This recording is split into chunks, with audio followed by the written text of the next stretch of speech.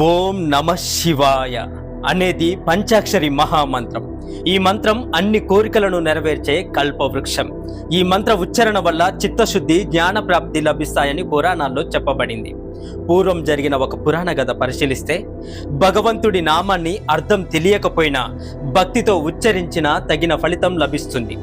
శివభక్తుడైన సౌనంద గణేశముని ఒకసారి యమలోకానికి వెళ్ళాడు. యమధర్మరాజు ఆ మునీశ్వరుడిని సత్కరించి వచ్చిన కారణమేమిటి అని అడిగాడు.